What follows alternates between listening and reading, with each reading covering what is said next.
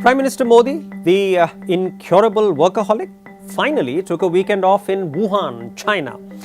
He took a boat ride on and a lazy walk along the edge of East Lake. He had a relaxed lunch where they laid out Gujarati table mats and cooked Gujarati delicacies, albeit by Chinese chefs.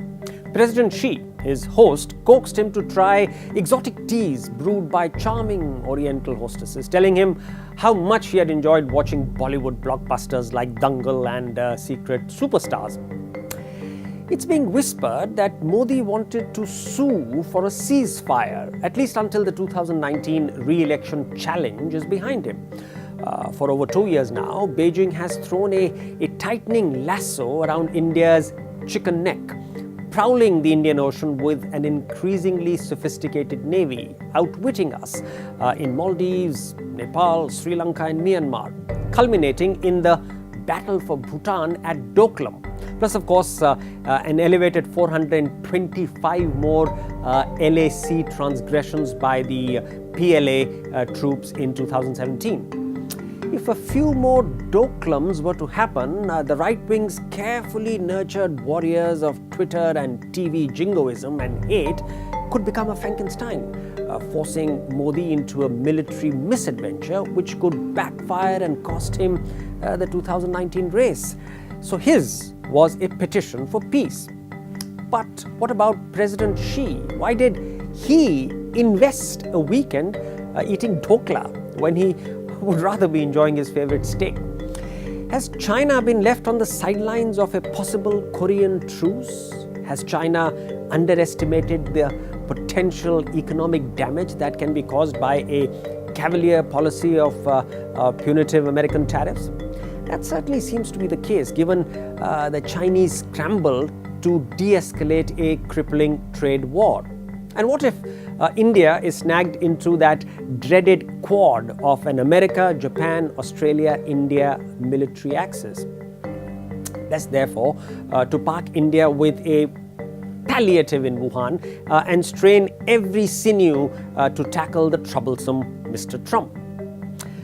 But nobody should deny or discredit the positive spin-off from Wuhan. The mere fact that China deigned to accord India the exalted status of an equal, quote, backbone of the world's multipolarization and economic globalization, unquote. It's a huge win. But then again, beware China's clever ambivalence. Remember what happened immediately after both the countries won freedom from colonial rule in the late 1940s. In the earliest days of Indian independence, relations between the two countries were quite chummy.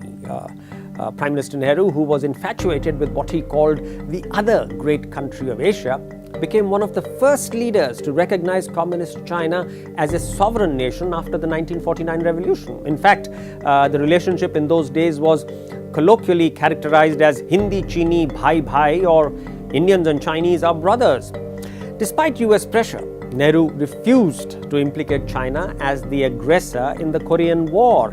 And when China overran Tibet in 1950, he essentially accepted Beijing's claims as legitimate. In the 1954 Panchsheel Agreement, India somewhat paradoxically agreed to recognize Tibet as part of China if Beijing would honor Tibet's autonomy.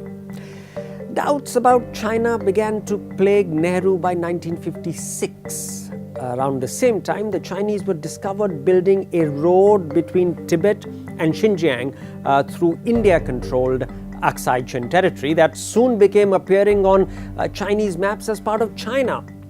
Nehru's faith in the Chinese began to falter. The Prime Minister said he didn't trust the Chinese one bit and found them arrogant, devious, hypocritical and thoroughly unreliable. All of it ended in the humiliating 1962 war. I don't mean to be sensational. The chances of war, especially now that India is a nuclear power with an infinitely stronger army, are remote. But one thing remains as true as it was in the 1950s and 60s.